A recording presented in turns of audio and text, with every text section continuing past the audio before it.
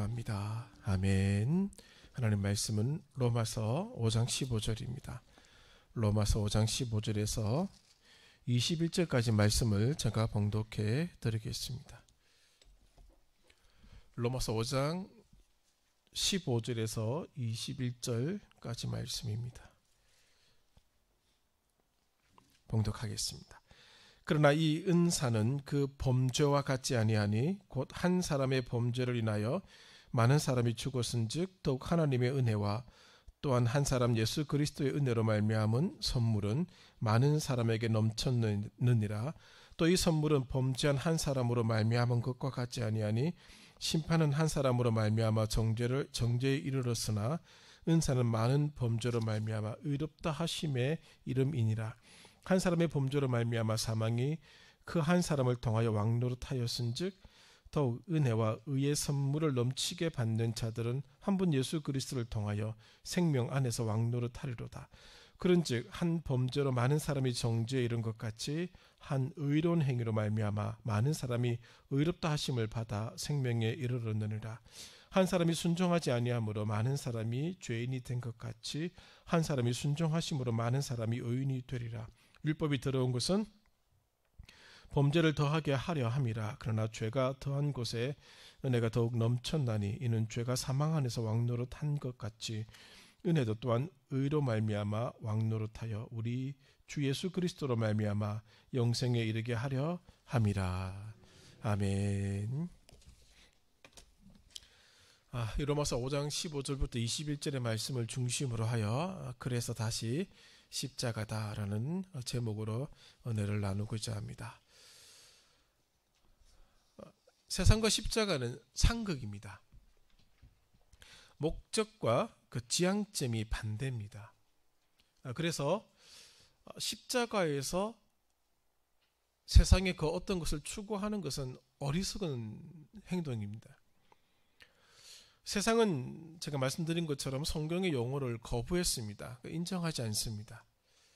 그런 용어는 패배자의 말이라고 손사래를 치는 게 세상입니다. 성경이 말씀하고 있는 인간의 공경도 세상은 거부했습니다.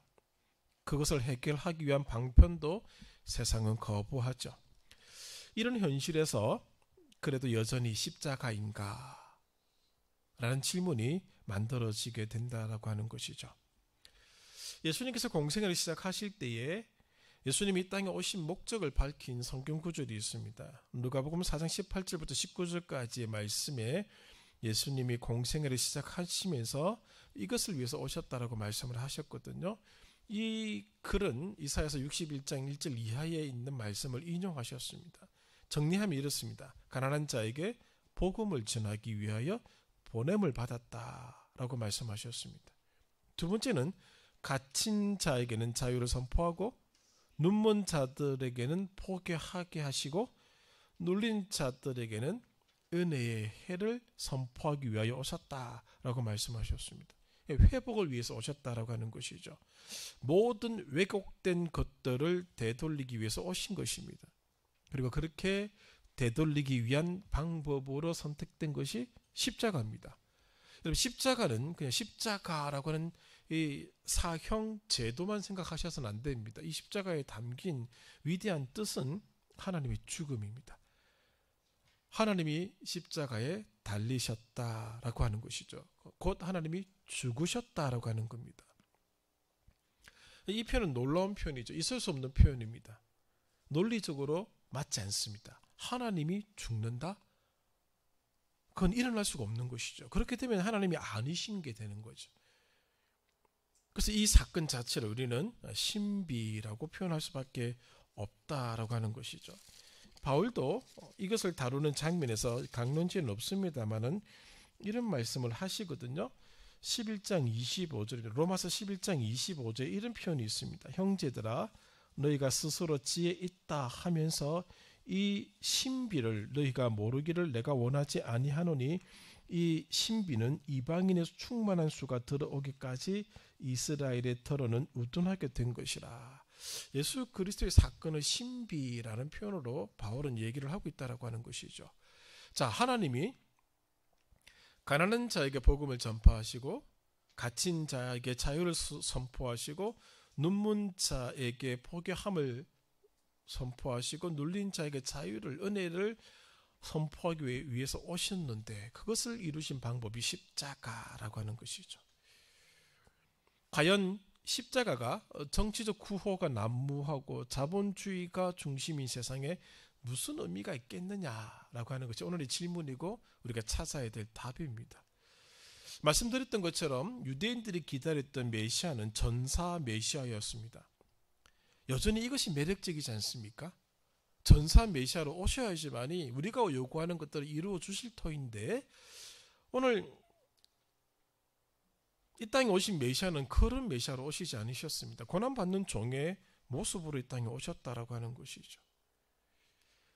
약속의 이 땅에서 이방인들을 내쫓지 못하셨습니다. 로마 제국의 군대도 몰아내지 못하셨습니다. 그냥 가난한 자들과 함께 먹고 마시고 그들을 치유하시고 그들의 마음을 위로하시고 알아주시고 안아주시고 그들과 함께 하셨던 것밖에 없었습니다. 마태복음 4장에 있는 것처럼 세상에 빵이 들어올 수 있는 길을 하나님은 거부하셨습니다. 기적의 길도 거절하셨습니다. 십자가가 있기 전 잔뜩 예수님께 기대감을 가졌던 무리도 십자가를 보자마자 다들 등을 돌려 다 도망가 버렸습니다. 제자들도 마찬가지죠. 3년간 예수님과 공생의 시간을 보냈습니다. 그분이 보여주셨던 기적들도 함께 경험했던 사람들이죠. 그러나 십자가에 달린 예수님을 그냥 내버려 두고 그들도 다 도망가 버리고 말았습니다.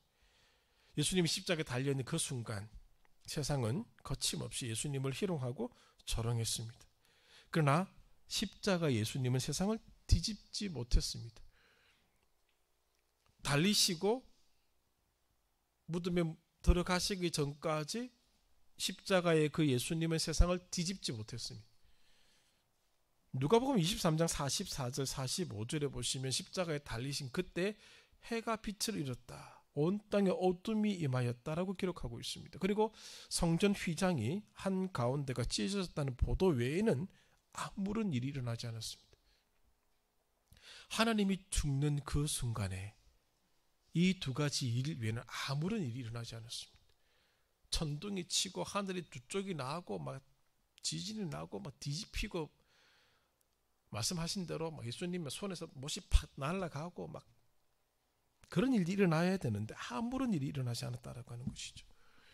예수님의 죽음과 부활 이후에 제자들이 다 어디로 갔습니까? 생업으로 돌아갔습니다. 유대의 관리들이 원했던 모습이 되고 말았습니다. 예수님이 십자가상에서 위대한 일들이 일어나기를 기다렸는데 우리도 기다리고 있었는데 그런 일들은 십자가상에 있을 때 일어나지 않았다는 것이죠. 우리는 세상의 성공을 위해서 성경을 읽으라고 권하지 않습니다. 우리들 중 어떤 부모가 자녀에게 세상의 성공을 위해서 성경을 읽으라고 권하신 부모님 계십니까? 차라리 자기 개발서를 읽기를 권장하죠. 영어 단어 하나 더 암기하고 수학 문제 하나 더 풀라고 말할 뿐 성경을 읽으라고 권하는 부모들이 없습니다. 왜냐하면 성경에는 이 땅에서의 성공을 가르치는 내용이 없기 때문에 그렇습니다. 그냥 겨우 공부할 때 잠언 좀 읽으라고 시편 좀 읽어보라고 권할 뿐이죠. 이것이 십자가를 추앙하는 교회와 성도의 현실입니다. 이러는 현실에서 그래도 과연 십자가가 우리의 대안인가 라고 하는 것이죠. 과연 이런 세상 속에서 십자가가 여전히 우리에게 주는 의미는 무엇인가? 그걸 생각하자라고 하는 것입니다. 우리도 십자가를 이 세상에서의 대안으로 생각하지 않고 있는데 세상의 십자가를 제시하면서 여기에 여러분들의 인생을 바치십시오라고 얘기할 수 있겠느냐라고 하는 것입니다. 지금 서구의 신학자들 대부분이 1세기 예수 그리스도를 역사적 인물로 인정하고 받아들입니다. 이젠 다 받아들인다고 합니다. 그러나 십자가의 능력은 인정하지 않습니다. 1세기에 그 예수란 나사렛에 예수란 사람이 있었다라고 하는 것을 인정하고 그가 십자가형을 받아 죽었다라고 하는 것은 받아들입니다만은 그들에게 예수님은 신앙의 대상이 아닙니다. 학문 연구의 대상일 뿐입니다. 이런 세상에 십자가가 뭐냐는 것이죠. 십자가가 저와 여러분에게 의미가 있습니다만은 그 십자가를 가지고 무엇을 할 수 있겠느냐는 것입니다. 그래도 여전히 십자가인가? 그 질문을 우리는 계속 가지고 있어야 된다라고 하는 것이죠. 세상의 가치와 지혜는 이 십자가에 대해 평가를 이미 내렸습니다. 어리석은 것이라고 평가를 내렸습니다. 고린도전서 1장 23절이죠. 우리만 십자가를 하나님의 능력이라고만 얘기하고 있습니다. 과연 이 하나님의 능력이 나의 신앙 고백인가? 라고 하는 건 또 다른 문제입니다. 고린도전서에 나오는 이 말씀 보고 우리는 아멘 하죠. 이렇게 아멘만 합니다. 아멘만. 그게 정말 우리들의 인생을 바꾸고 우리 자녀들의 인생을 바꾸고 이 세상을 바꿀 수 있는 하나님의 능력으로 인정하고 받아들이고 살아가고 있느냐라고 하는 것은 또 다른 문제로 오늘 우리에게 도전하고 있다라고 하는 것이죠. 세상은 어리석다, 어리석은 것의 극치다라고 십자가를 얘기하고 있고 우리는 십자가는 하나님의 능력이다라고 얘기하고 있고 이 두 고백의 간격은 어떻게 맺고 나가야 하느냐라고 하는 것입니다. 우리가 십자가로 돌아가야 한다면 하나님이 우리에게 요구하는 십자가를 추앙하는 삶은 무엇이겠느냐는 것이죠. 십자가가 하나님의 능력임을 믿는다면 십자가가 요구하는 삶을 살아가야 합니다. 십자가가 하나님의 능력임을 믿는다면 십자가가 요구하는 삶을 살아가야 합니다. 이 질문 앞에 무엇이라고 대답을 해야 될 것인지를 준비해야 된다라고 하는 것이죠. 하나님은 우리의 마음만 받으시는 분이 아닙니다. 우리의 삶을 받으십니다. 삶을 원하십니다. 우리가 십자가에 관해서 말하기는 정말 쉽습니다. 십자가를 안다는 건 다른 차원의 문제입니다. 이런 질문을 던져 보아야 한다는 것이죠. 그리고 나서 들어가 보는 겁니다. 고난주간을 마무리하는 이 시점, 사순절을 끝내는 이 자리에서 오늘 그 십자가가 나와 우리들에게 무엇인가? 여전히 십자가가 이 세상에 도전이 되고 이 세상에 대안이 되는 것인가? 라는 문제를 생각해 보자라고 하는 것이죠. 자, 오늘 본문은 제가 로마서 5장 15절부터 21절까지를 정했습니다. 자, 이것은 십자가의 사건이 보여준 결과이기 때문에 이것을 정했습니다. 한번 같이 읽어볼 터인데 제가 봉독할 때 무슨 말이 이렇게 꼬았냐는 느낌을 많이 받으셨죠. 그래서 저도 이제 새 번역도 보았고 또 이제 그 다른 번역 성경 몇 가지를 보다가 공동 번역을 보면서 정리를 한번 했습니다. 이 정리한 것을 보시면 됩니다. 성식 보시면 헷갈리니까. 자, 이 본문은 하나님께서 은혜를 베푸실 때 생긴 일, 하나님께서 십자가를 통하여 주신 결과와 아담 한 사람이 범죄했을 때 생긴 일, 아담의 범죄로 말미암아 생긴 일에 비교를 하고 있는 겁니다. 먼저 아담이 죄를 지음으로 생겼던 일이 무엇이고 그것을 해결하셨던 하나님의 십자가 사건 뒤에 생긴 일이 무엇인지를 정리하고 있는 본문이다라고 생각하시면 됩니다.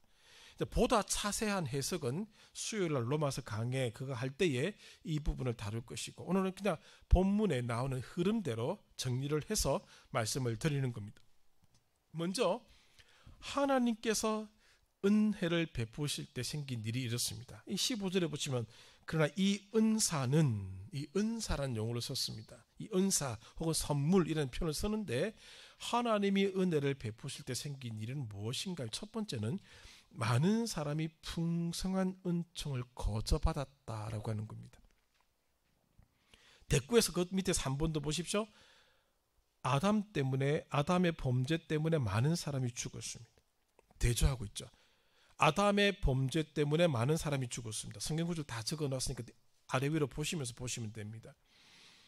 아담 때문에는 많은 사람이 죽었고 하나님이 베푸신 은총 때문에 사람들은 거저 은혜를 받았다라고 하는 것이죠. 그리고 아담의 범죄 때문에 많은 사람이 유죄 판결을 받았습니다. 그러면은 위에 보시면 죄지은 많은 사람이 은총을 거저 입어서 무죄 판결을 받았다라고 하는 것이죠.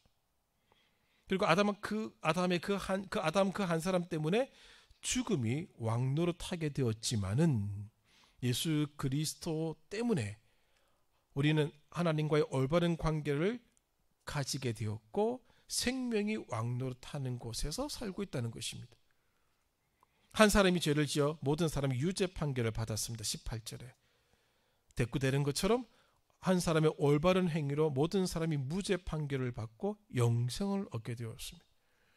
한 사람의 불순종으로 많은 사람이 죄인이 되었습니다. 한 사람의 순종으로 많은 사람이 하나님과 올바른 관계를 가지게 되었습니다. 죄는 세상에 군림하여 죽음을 가져다 주었습니다마는 은총이 군림할 때는 하나님과의 올바른 관계가 형성되고 영원한 생명에 이르게 된다라고 하는 것입니다.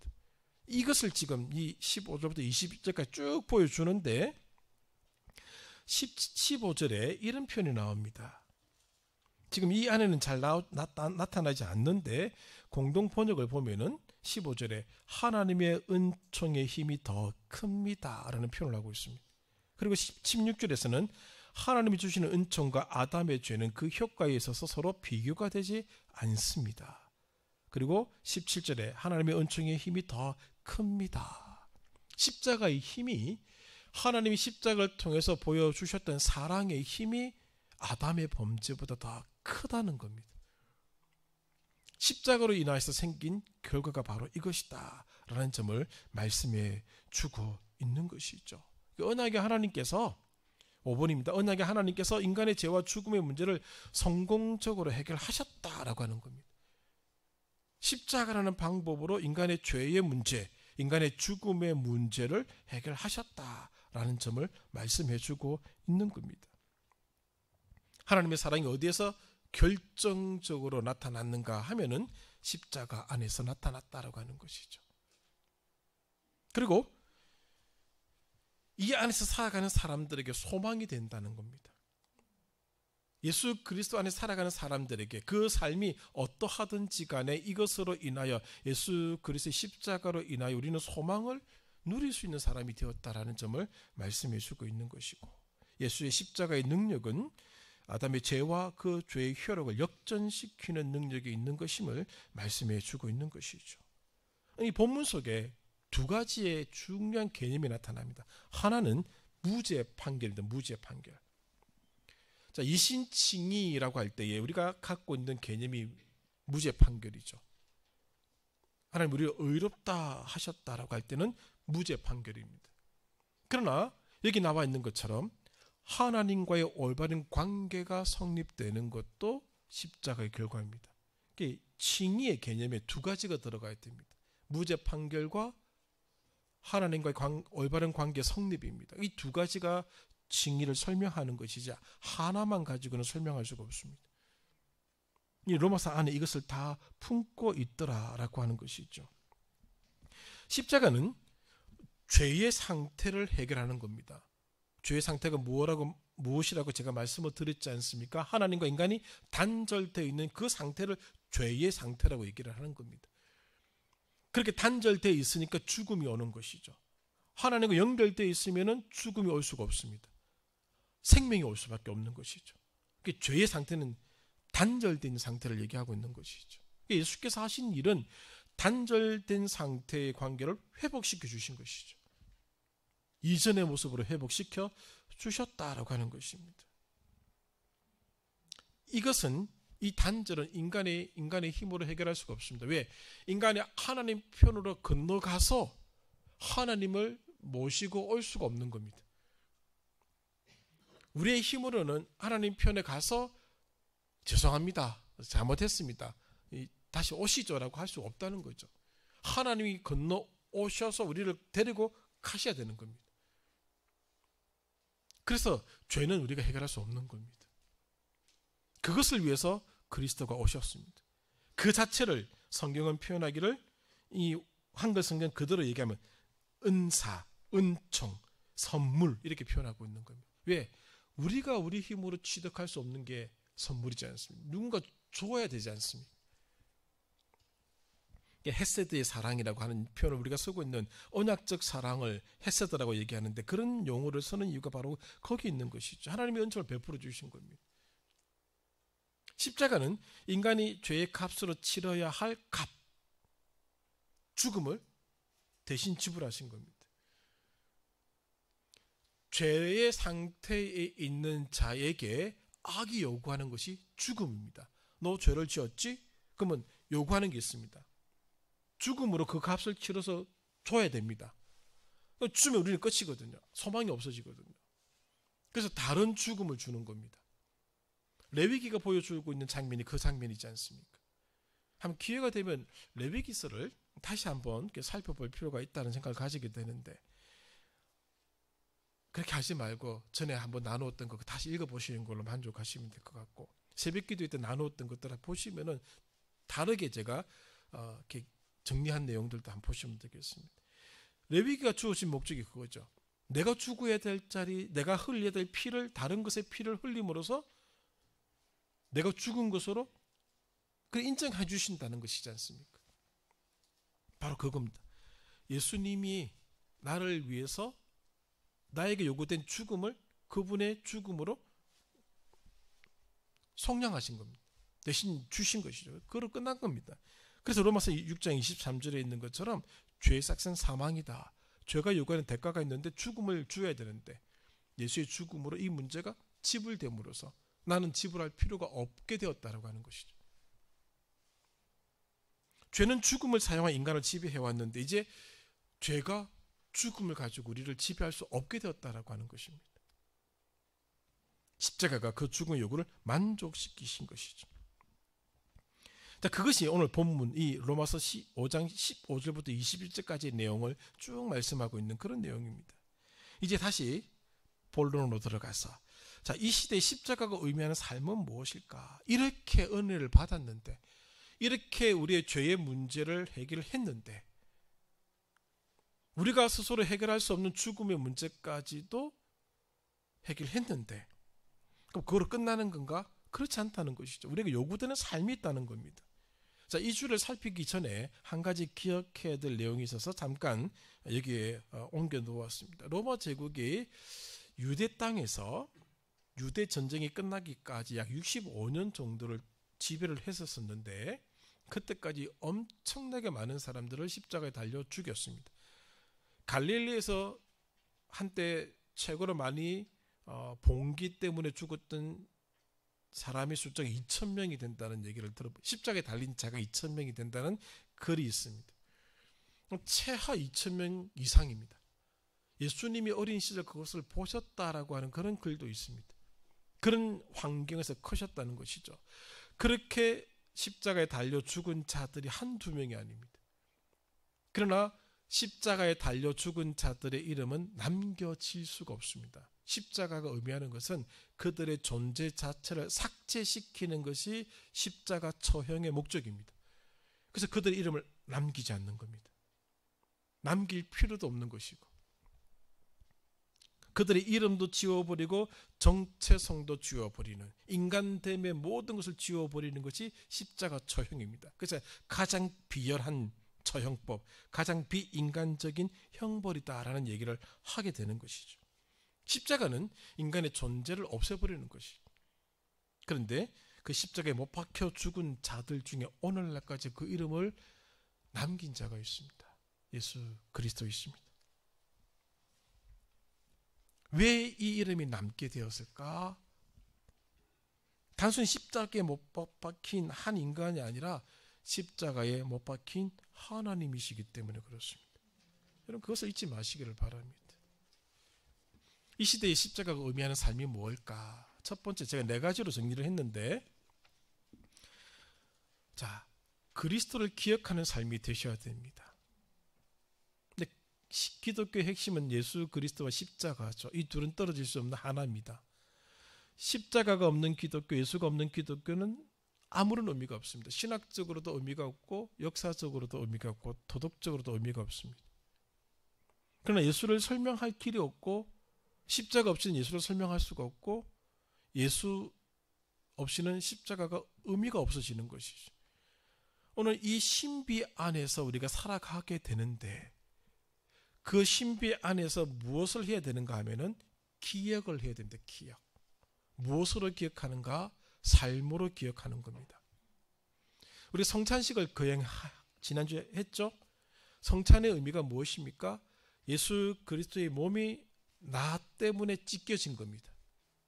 예수 그리스도의 피가 나 때문에 관제와 같이 부어진 겁니다. 그걸 왜 기념하라고 하셨을까요? 십자가가 의미하는 삶을 이렇게 살아가라는 겁니다. 그 자체를 시간을 정해서 그 형식을 그 예식을 치르면서 그것 자체를 기념하는 것이 아니라 나를 위한 그리스도의 몸이 쪼개진 것, 나를 위해서 피가 쏟아진 것을 기억하라고 하는 것이죠. 그러면은 우리들도 이 땅에서 그리스도의 몸이 쪼개진 것처럼 부서진 것처럼 찢겨진 것처럼 그런 삶이 우리들에게도 요구된다라는 것입니다. 그럴 때가 있다라고 하는 것이죠. 우리의 피도 쏟아질 때가 있다라고 하는 겁니다. 그때 예수 때문에 찢겨진다면 찢겨지라는 것이고 예수 때문에 부서져야 된다면 부서져야 된다는 것이고 예수 때문에 실패해야 된다면 실패해야 되는 것이고 예수 때문에 죽어야 된다면 죽으라는 겁니다. 그게 기억입니다. 예수님으로 인하여 성공한다는 것의 의미가 무엇일까요? 성찬의 원리는 찢겨짐, 부서짐, 쏟아짐입니다. 그것이 우리의 몸에서 기억되는 겁니다. 삶에서 기억되는 겁니다. 그것을 기억하는 삶이 십자가의 의미를 나타내는 삶이다라고 하는 것이죠.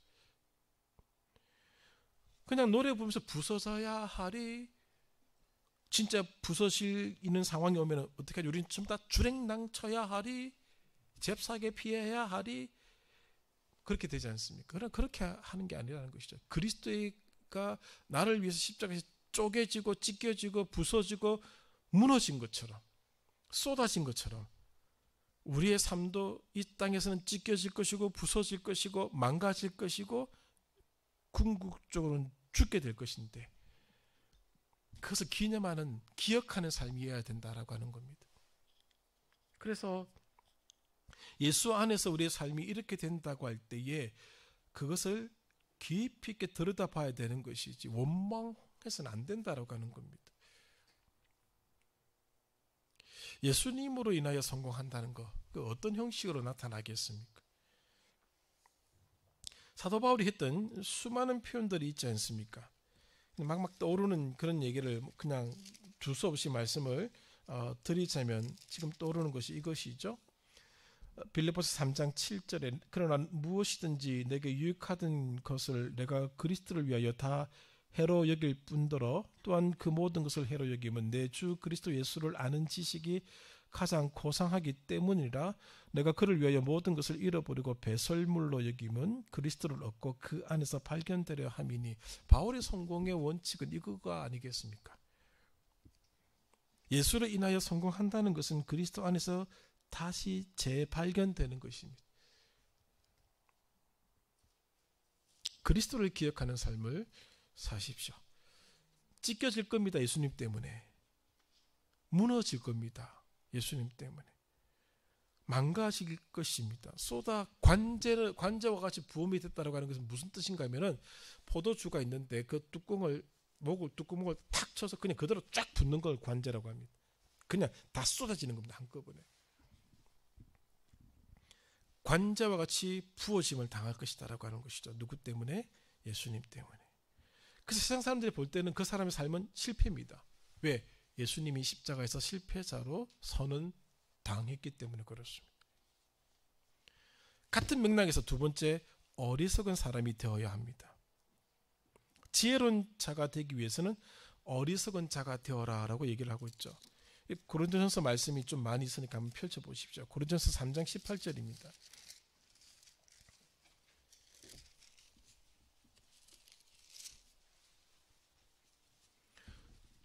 고린도전서 3장 18절 아무도 자신을 속이지 말라. 너희 중에 누구든지 이 세상에서 지혜 있는 줄로 생각하거든 어리석은 자가 되라. 그리하여야 지혜로운 자가 되리라. 지혜로운 자가 되기 위해서는 어리석은 사람이 되라는 것이죠. 바울은 그리스도의 십자가의 사건을 어리석음이라고 표현하고 있습니다. 하나님의 어리석음이라고 묘사하고 있는 것이죠. 자, 이 세상의 지혜는 하나님에게 어리석은 것이었습니다. 하나님이 이 세상의 지혜를 바라보니까 어리석은 것들밖에 없었죠. 그래서 1장 안에 그런 얘기를 잔뜩 하고 계시지 않습니까? 그래서 진짜 지혜로운 자가 되기 위해서는 우리가 어리석은 자가 되어야 된다는 것이죠. 이 세상의 지혜로 하나님의 신비를 알 수 없습니다. 하나님의 신비에 다가설 수 없고 십자가를 설명해낼 수가 없습니다. 십자가에서 죽은 하나님을 설명해낼 수 있는 표현은 없습니다. 어떻게 표현하든지 간에 설명이 안 된다라고 하는 것이죠.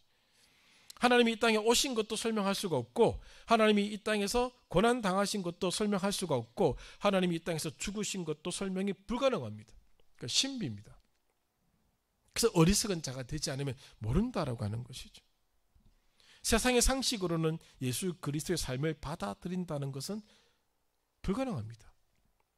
이 땅에서 살아가면서 예수는 창조주 하나님이시지 않습니까? 그리고 죽음마저 죽이신 분이시지 않습니까? 그런데 그분을 추앙하면서 살아가는 삶이 이 땅에서 실패다, 이 땅에 찢겨짐이다, 이 땅에 부서짐이다, 이 땅에서 망가짐이다. 그걸 어떻게 이해를 하고 받아들이겠느냐는 것이죠. 예수님의 삶을 우리가 복음서를 통해서 참 읽어나가면 어리석은 자의 삶이셨죠. 그의 삶은 이치에 맞는 게 없었습니다. 모순 덩어리죠. 그 모순 덩어리의 삶을 사셨던 분이 우리에게 요구하는 삶이 바보 같은 삶이라는 겁니다. 고린도전서 4장 10절. 고린도전서 4장 10절. 우리는 그리스도 때문에 어리석으나 너희는 그리스도 안에서 지혜롭고, 우리는 약하나 너희는 강하고, 너희는 존귀하나 우리는 비천하여. 이 바보의 삶을 얘기하고 있는 겁니다. 쭉 고난의 목록을 얘기하면서.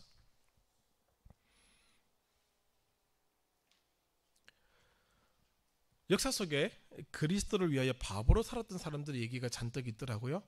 찾아보니까 이름을 다 호명해드려 봤자 잘 모르는 사람들 뿐이니까.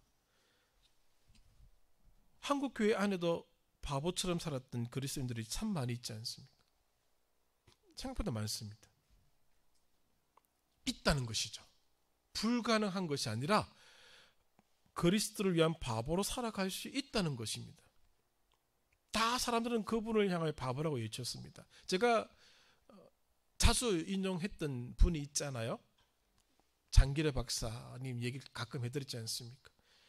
어떤 제자가 설날에 장기래 박사를 찾아왔습니다. 섭외하고 덕담을 요구할 때 제자가 그런 말 하죠. 선생님, 세상이 선생님을 뭐라고 얘기한 줄 아십니까? 라고 할 때 뭐라는데? 그러니까 바보라고 합니다. 그때 장기래 박사가 하셨던 말씀이 그렇게 한번 살아봐 너도. 그렇게 말씀하셨던 기록이 있거든요. 장기래 박사는 우리나라의 그 분야의 나름의 최고의 위치에 있었던 의사입니다. 근데 그가 정말 바보이기에 그렇게 사셨겠습니까? 그리스도를 위한 바보로 사셨던 것이죠. 가난한 자들을 위해서 그렇게 청십자 의료보험 조합을 만들어서 그들에게 혜택을 주었고, 오늘 우리가 누리고 있는 이 의료보험 제도의 시작을 그분과 최규철 박사가 하셨지 않습니까? 그런 분들은 그리스도를 위한 바보로 사셨던 분들이죠. 오늘 우리에게 요구되는 삶도 뺀질뺀질하게 살아가라고 요구하지 않습니다. 바보로 살아가라고 얘기를 합니다. 바보가 없어지고 있습니다. 바보로 살아간다라고 하는 것은 그리스도께 충성하는 자들이라고 얘기할 수 있습니다. 그런 자들은 세상의 가치와 규범에 충성하지 않습니다. 세상에 순응하는 자들이 아닙니다. 그런 자들은 이런 자들이죠. 로마서 12장 2절에 있는 것처럼 이런 자들이죠. 너는 이 세대를 본받지 말고 오직 마음을 새롭게 함으로 변화를 받아 하나님의 선하시고 기뻐하시고 온전하신 뜻이 무엇인지 분별하도록 하라. 이런 사람입니다. 세대를 본받지 않는 사람. 이 세대를 본받지 않는다라고 하는 것은 이 세대의 규범과 가치에 충성하지 않는다는 겁니다. 그리스도의 십자가의 가치에 충성한다는 것이죠. 그래서 이 세상은 그들이 본받을 대상이 아니고 변화시켜야 될 대상이라고 하는 것이죠. 교회는 끊임없이 세상에 순응하라는 유혹에 직면합니다. 여러분 지금도 그런 얘기 참 많이 하지 않습니까? 세상이 이걸 원한다 교회에게. 세상이 원하는 교회의 모습을 쭉 그리고 있습니다. 왜 교회는 이걸 하지 않습니까? 라고 얘기를 하고 있습니다. 우리는 그들의 목소리에 귀를 기울이는 사람이 아닙니다.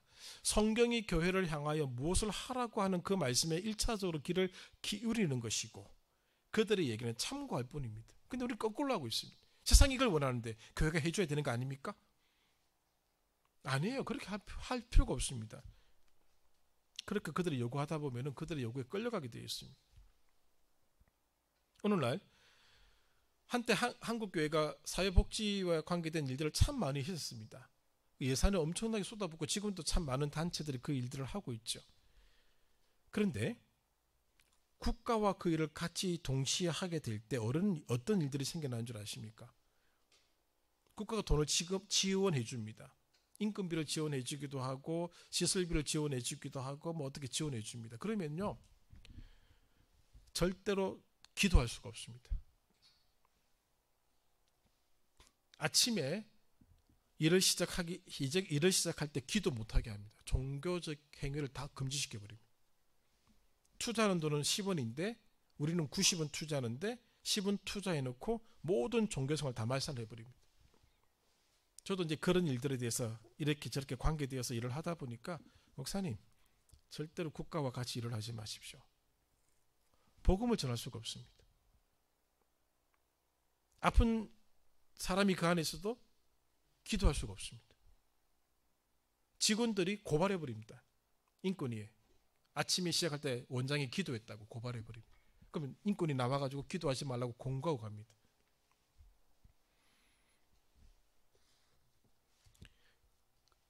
처음에는 우리가 다 했거든요.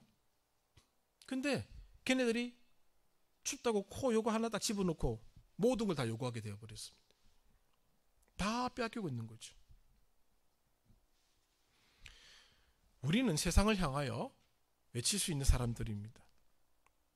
그렇게 되기 위해서는 십자가에 충성해야 되는 것이죠. 십자가에 충성한다는 것은 그리스도를 위한 바보로 살아간다라고 하는 것을 기억하셔야 됩니다. 십자가 아래서 교회가 찢기고 부서지고 망가지기 위해서는 순응의 유혹에 저항해야 됩니다. 십자가는 합리성이 아닙니다. 십자가는 그 자체로 신비일 뿐입니다. 인간의 지혜로 설명 가능한 게 아니다라고 하는 것이죠. 기독교 신앙의 핵심이 무엇입니까? 말씀이 육신을 입으신 것입니다. 그걸 어떻게 합리적으로 설명하겠습니까? 동정녀도 설명할 수 없는 우리들인데 하나님의 죽음을 어떻게 설명하겠습니까? 그냥 신비입니다. 그 신비가 요구하는 삶이 어리석은 자의 삶이다라고 하는 것이죠. 그래서 빌립보서 2장 7절에 이런 초대교회의 노래가 있지 않습니까? 우리의 지혜는 이성은 이 신비를 알 수가 없습니다. 인간의 눈에는 이 신비가 너무 대담하고 너무 어리석게 나타났기 때문에 그렇습니다. 하나님이 스스로 자가시셨다는 이야기, 하나님이 죽으셨다는 얘기, 그 주장은 너무 터무니없고 기이한 주장이죠. 이 낯설음, 이 하찮음, 이 신비 속에서 우리는 거룩하신 분을 만나게 되는 것입니다. 그 거룩하신 분을 만난 것이죠. 그래서 우리에게 요구되는 이 시대의 십자가의 삶이 요구하는 것이 무엇인가? 어리석은 자의 삶입니다. 그리스도 안에서 총명하실 필요가 없습니다. 그래서 산상수훈에서 우리가 이미 다루었던 것처럼 이쪽 뺨을 치면 저쪽 뺨을 대고 이것을 요구하면 저것을 주고 오리를 가자면 십리를 가고 그런 말씀들이 왜 있는 것입니까? 왜 마음이 가난한 자가 복이 있습니까? 다 어리석은 자의 모습들을 그려주고 있거든요. 세 번째는 유혹을 이겨내셔야 됩니다. 마태복음 4장 1절부터 11절까지 있는 돌을 빵으로 바꾸라는 유혹, 세상의 힘을 쟁취하라는 유혹, 영적인 기적을 추구하라는 유혹을 이겨내셔야 됩니다. 너무 큰 유혹들입니다.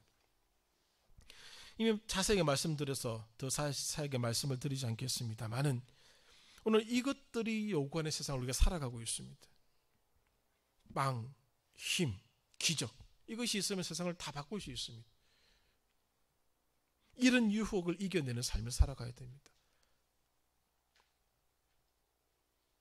끊임없이 이런 유혹이 우리를 향하여 마술을 뻗칠 것입니다. 십자가는 그런 것이 아니죠. 정말 예수님이 힘을 보여주시기 원하셨다면, 전사 메시아로 오시기를 작정하셨다면 이렇게 하시지 않죠. 이런 십자가의 어리석음으로 나타나실 필요가 없는 것이죠. 이 시대 십자가의 의미를 추구하는 자의 삶은 바로 이런 유혹을 이겨내는 것입니다. 마지막으로 날마다 죽어야 합니다. 고린도전서 15장 31절 기억하는 우리의 말씀이죠. 읽어드립니다. 형제들아, 내가 그리스도 예수 우리 주 안에서 가진 바 너희에 대한 나의 자랑을 두고 단언하노니 나는 날마다 죽노라. 자, 이런 삶의 시작점은 하나님이 십자가에서 죽으셨다는 데 있습니다. 하나님이 죽으셨기 때문에 바울도 나도 죽노라 라고 말하고 있는 것이죠.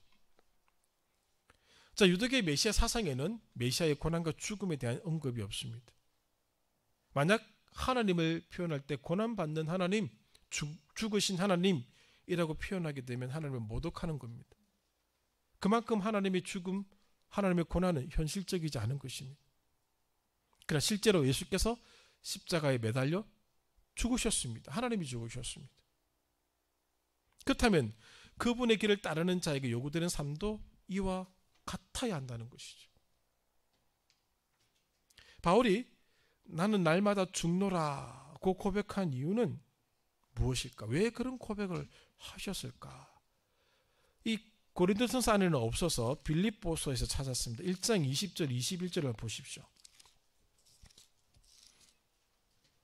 빌립보서 1장 20절 21절 다 알고 있는 말씀이죠. 먼저 20절 나의 간절한 기대와 소망을 따라 아무 일에든지 부끄러워하지 아니하고 지금도 전과 같이 온전히 담대하여 살든지 죽든지 내 몸에서 그리스도가 존귀하게 되게 하려 하나니 살든지 죽든지. 바울이 나는 날마다 죽노라고 고백한 이유는 그의 몸에서, 그의 인생에서 그리스도가 존귀하게 되는 기름을 알았기 때문에 그렇습니다.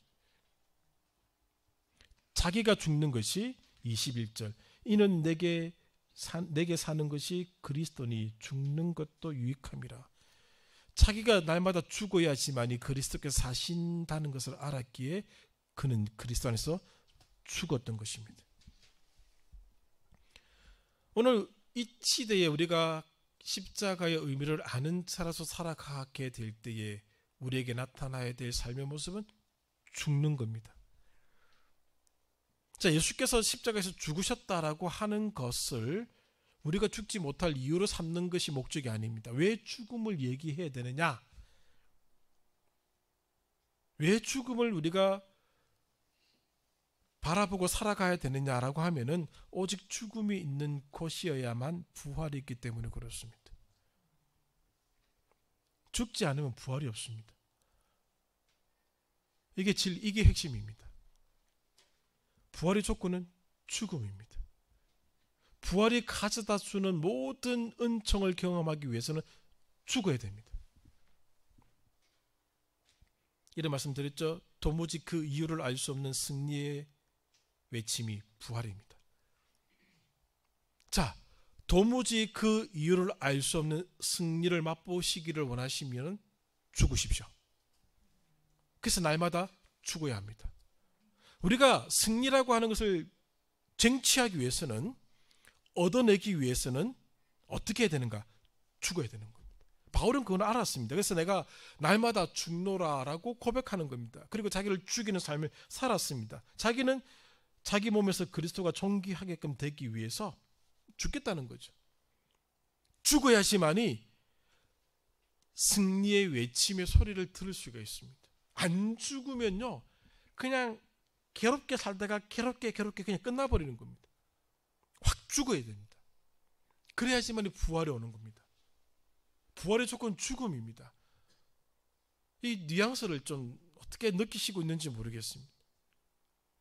우리가 승리를 발견할 수 있는 유일한 길은 죽음에서만 승리를 발견할 수가 있다는 거죠.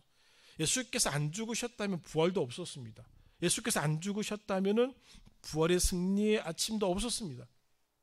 예수께서 안 죽으셨다면 우리가 읽어드렸던 로마서 5장 15절부터 21절까지 이 얘기가 하나도 다 없어지는 겁니다. 남아있지 못합니다. 이유를 알 수 없는 승리를 어느 날 갑자기 얻기를 원하신다면 날마다 죽으십시오. 그것이 그리스도를 존귀하게 하는 것입니다.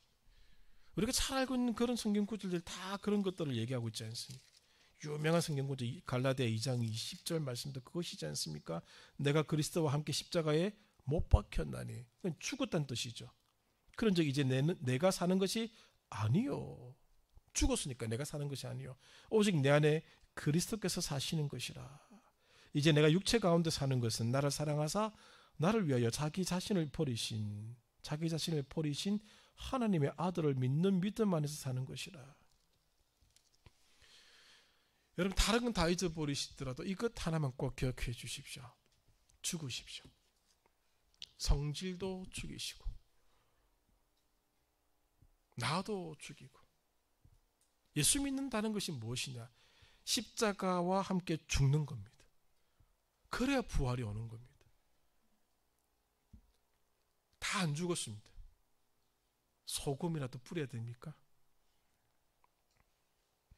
지금 너무 많이 다 살아있습니다. 안 죽으려고 합니다. 세상은 다 죽이려고 하고 있죠. 도무지 그 이유를 알 수 없는 승리의 외침을 우리가 만끽해야 되는데, 그 소리를 들어야 되는데 안 죽었으니까 부활이 없는 겁니다. 말씀을 정리하겠습니다. 십자가만이 부활의 길을 열어줍니다. 십자가만이, 죽음만이 부활을 경험하게 하는 것이. 죽지 않고서는 부활을 경험할 수가 없습니다. 그래서 다시 십자가입니다. 우리가 이 땅에서 죽으면은, 하나의 미리 되어 땅에서 죽으면은 죽어야지 생명이 시작되지 않습니다. 예수가 죽었기 때문에 생명이 주어진 겁니다. 죽지 않으면은 로마서 12장 2절에서 말씀하고 있는 그 새롭게 하는 변화의 힘을 일으켜낼 수가 없습니다. 죽으라는 겁니다. 십자가가 없는 것을 보십시오. 빵을 위한 전쟁이죠. 지금 온 세상이 이제 빵 때문에 전쟁하고 있지 않습니까? 우리나라에 보면 권력을 위한 전쟁을 하고 있죠. 종교들은 기적을 위한 전쟁을 펼치고 있습니다. 다 죽지 않으려 합니다.